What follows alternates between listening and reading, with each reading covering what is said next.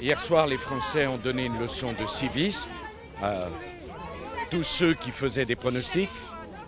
Ces pronostics ont été balayés. J'espère que ça vous fera passer l'envie de continuer à donner tant d'argent aux sondeurs, qui, y compris à 20h, à l'exception de l'un d'entre eux, se sont complètement trompés. Donc j'engage pour le deuxième tour une campagne qui sera extrêmement forte.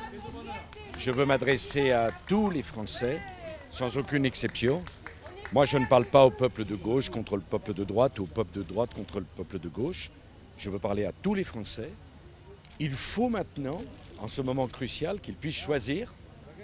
Et je redis mon incompréhension devant le fait que M. Hollande fuit les débats.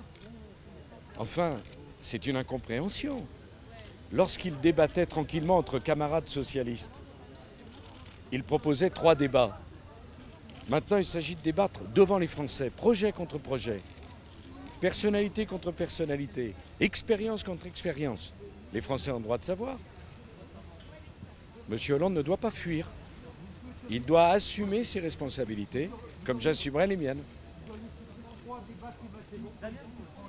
Moi, je dis, il faut que cette campagne soit en vérité, et je suis prêt à débattre.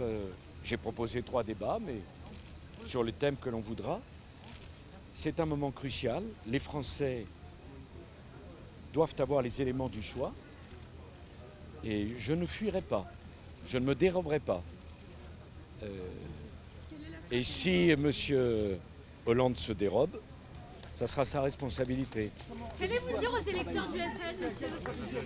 Moi, vous savez, d'abord, je voudrais qu'on respecte les électeurs français. Ils ont donné à tous les commentateurs une leçon de civisme extraordinaire.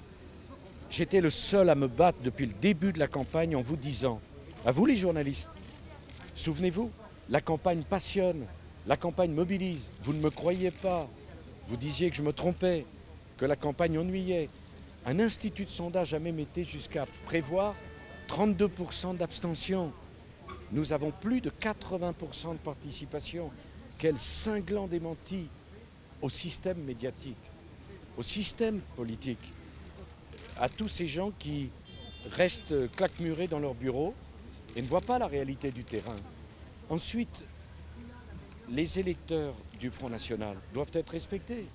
Ils ont fait un choix, ils ont exprimé un choix. C'est un vote de souffrance, un vote de crise. Pourquoi les insulter? J'entendais M. Hollande qui leur faisait reproche.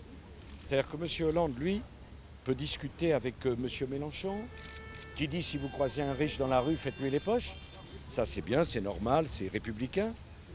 Mais la personne qui souffre n'aurait pas le droit d'exprimer un vote de souffrance. Moi je leur dis, je vous ai entendu. J'en tirerai toutes les conséquences. Eh bien si vous venez cet après-midi, je dirai des choses. Mais il faut respecter le vote des électeurs. Notre devoir, c'est de l'entendre. À ceux qui disaient qu'il y aurait une poussée de la gauche, il n'y a aucune poussée de la gauche. Et il y a ce vote de crise qui a doublé d'une élection à l'autre. Et c'est à ce vote de crise qu'il faut apporter une réponse. Non, mais moi, je vais vous dire, c'est vrai, mais il y a la campagne pour le deuxième tour. Moi, je vous rappelle qu'il y a 2 mois et demi, un certain nombre d'entre vous me disaient « c'est pas la peine d'être candidat, vous ne serez pas au deuxième tour ». Souvenez-vous. Souvenez-vous, je ne serai pas au deuxième tour. C'est ce que vous disiez vous-même. J'ai fait toutes les réunions du premier tour. Vous étiez là. Alors, vous y croyez encore? Alors, vous allez être battus. Regardez ce qui se passe. Moins d'1,5 point de différence. Vous dialoguerez avec M. Bayrou, monsieur? Alors, je vais vous annoncer une chose. Le 1er mai, nous allons organiser la fête du travail. Mais la fête du travail, du vrai travail, de ceux qui travaillent dur. qui sont exposés, qui souffrent et qui ne veulent plus que quand on ne travaille pas, on puisse gagner plus que quand on travaille.